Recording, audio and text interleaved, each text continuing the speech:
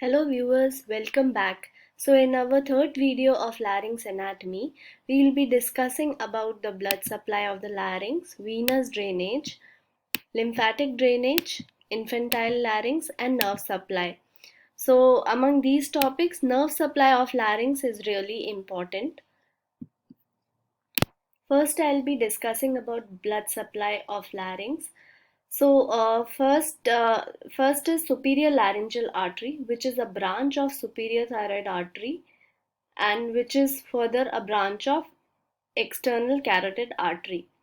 So superior laryngeal artery, it goes deep to the thyrohyoid muscle and pierces thyrohyoid membrane as we can see here together with superior laryngeal nerve. Okay, then comes the inferior laryngeal artery here. It is also a branch of inferior thyroid artery and which is the branch from thyrocervical trunk, which is a branch of subclavian artery. Okay, so inferior thyroid artery arises at the level of lower border of thyroid gland, as we can see here, and ascends on the trachea along with the recurrent laryngeal nerve and enter in the larynx at the lower border of inferior constrictor. Then there is one more artery which is not very important, that is a cricothyroid artery. We can't see in this diagram. It is a branch of superior thyroid artery and it crosses the upper part of cricothyroid ligament. The blood supply of larynx will not be asked as a short note generally, but they can ask you in your viva or practical questions, or it can be a part of some question. So if it is a part of some question, you can draw this diagram. You can use the lateral view of larynx and you can show arterial supply in that. Now coming to the venous drainage, it follows the arterial supply. So similarly, we have superior laryngeal vein which drains into superior thyroid vein and which further drains into internal jugular vein. And we have inferior laryngeal vein which drains into inferior thyroid vein which further drains into brachiocephalic vein. Coming to the lymphatic drainage, so the supraglottic part drains to the level second and third. The anterior glottis and the subglottic drains through the cricothyroid ligament anteriorly to the level 6 and laterally to the level 4. Posterior glottis and subglottis through the cricotracheal membrane. It goes to the paratracheal nodes and laterally to the level 4.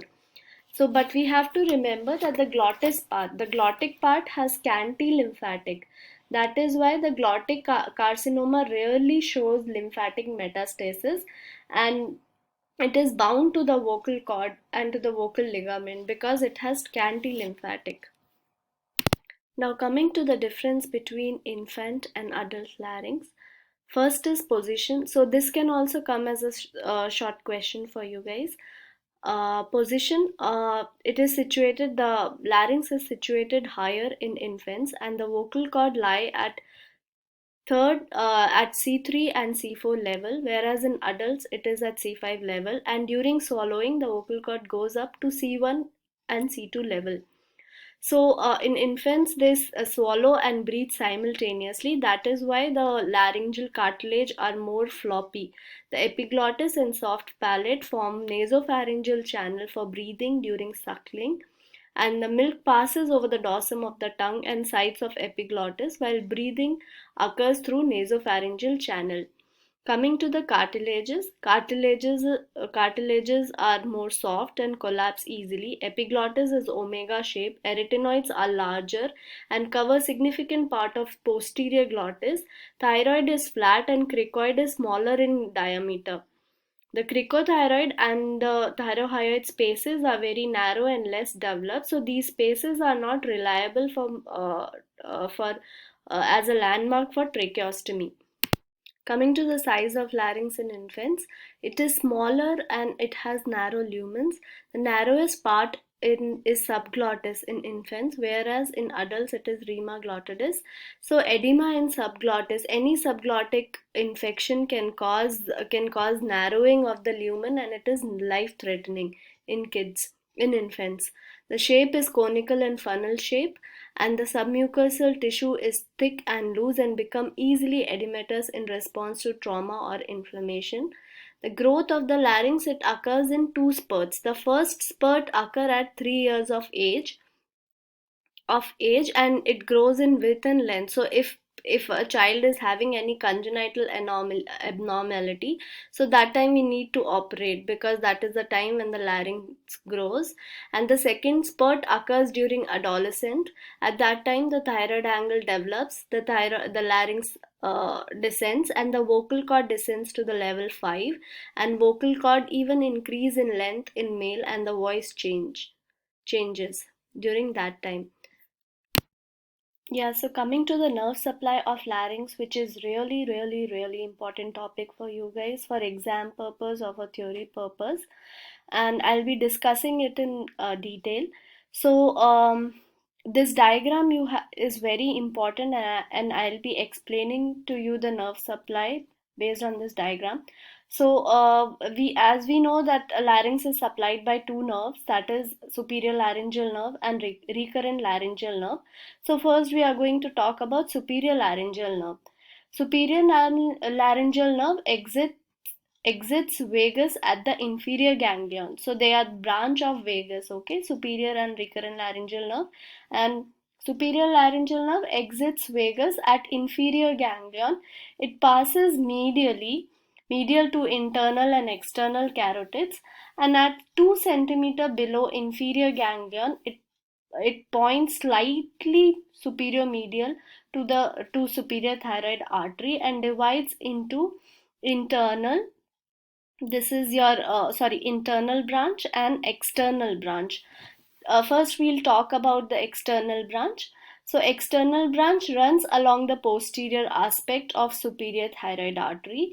It proceeds along the oblique line, this is the oblique line of thyroid cartilage, and then it pierces the inferior constrictor and send branch to it that supplies cricothyroid. So it is cricothyroid is the only muscle which is supplied by superior laryngeal nerve, the external branch of superior laryngeal nerve, and at superior pole of thyroid gland nerve is slightly above the superior thyroid artery. So this is your thyroid gland, and nerve is slightly above the superior thyroid artery, and that's why during thyroid surgeries, when we try to ligate the superior thyroid artery, there are chances of injuring the external branch of superior laryngeal nerve. That's why we ligate this superior thyroid artery close to the gland, so to avoid the injury of nerve, because as we go closer, the superior thyroid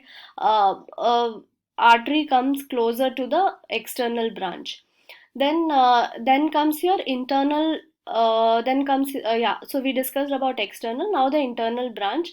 Internal laryngeal nerve runs medially along superior laryngeal branch of superior thyroid artery, and it pierces the thyrohyoid membrane. So the nerve travels along with the superior laryngeal vessels, and then it pierces this thyrohyoid membrane, and with 1 centimeter anterior to the superior conva and 1 centimeter above the thyroid ala, it runs submucosal. It runs inside. Okay, it runs submucosally in lateral wall of pyriform sinus, and and it gives sensory fibers to the larynx above glottis and hypopharynx. Okay, and there is this anastomosis in pyriform area, which is accessible for anesthesia. The name of the anastomosis is Gallen's anastomosis, which is purely sensory, and this anastomosis is formed by branch of internal laryngeal nerve, and that anastomosis with the posterior branch of recurrent laryngeal nerve. So next we are going to talk about recurrent laryngeal nerve, which is again the branch of vagus, and it has both sensory and motor fibers. The course is different on left and right side, as we can see here. This is your left recurrent laryngeal nerve, and this is your right recurrent laryngeal nerve. I'll be talking about both in detail. So on the right side, when the distal part of sixth aortic arch and fifth aortic. This I'm talking about the development so that you understand the course better. So on the right side here, when the distal part of the sixth aortic arch and the fifth aortic arch disappear, the recurrent laryngeal nerve hooks around the right subclavian artery. Whereas in the left side, the distal part of sixth aortic arch persists and it as ductus arteriosus, and it later forms ligamentum arteriosum. That is the reason why it loops around subclavian artery. So, why it is called recurrent? Because when the heart descends, they hook around the sixth aortic arches and ascend again into the larynx, which accounts for their recurrent course. That's why it is called recurrent laryngeal nerve. So, coming to the right side of recurrent laryngeal nerve, recurrent laryngeal nerve leaves the right vagus as it crosses the right subclavian artery and loops posteriorly. It goes posteriorly under the artery. Then initially it transverses at the angle. It is little bit angulated compared to the left one, and then it goes towards the tracheoesophageal groove here, and then it runs parallel to the groove. The right one is more superficial, that runs in the facial plane between carotid and tracheoesophageal groove. Remember, the right one is more superficial. And coming to the left one, it originates from the left vagus nerve, and it passes across the aortic arch and passes posteriorly under the arch and ligamentum arteriosum. It interspaces between the left common carotid and left subclavian artery, and then it travel closest to the tracheoesophageal groove. It is more closer to the groove. Okay, so because it has lower origin and longer course, it is more vulnerable to injury. So remember one thing, overall left recurrent laryngeal nerve is more vulnerable to injury, but in thyroid surgeries right one is more vulnerable because it is more superficial. After that, the recurrent laryngeal nerve enters the larynx behind the cricothyroid joint, and it divides into motor and sensory branch. Motor branch supplies all the intrinsic muscles of larynx except cricothyroid, which is supplied by superior laryngeal nerve, and and it divides into the sensory branch, which supplies below the level of the vocal cord. So, if we talk about the supplies of recurrent laryngeal nerve, along with supplying the larynx, it gives cardiac branches to the deep cardiac plexus, sensory supply to trachea and esophagus, and motor supply to inferior constrictor.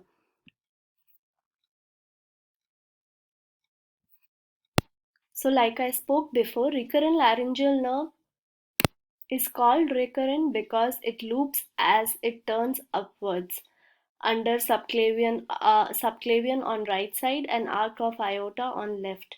So there is a variant of recurrent laryngeal nerve that is called non-recurrent laryngeal nerve. It is very very important. It can come in your viva as a short note. So non-recurrent laryngeal nerve is an anomaly of recurrent laryngeal nerve because its origin is cervical and it does not loop around any structure. It branches from vagus at approximately the level of cricoid cartilage and it directly enters the larynx. It does not loop around any structure.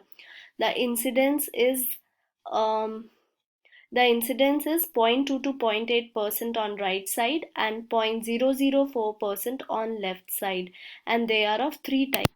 So the three types are type 1, type 2A and type 2B.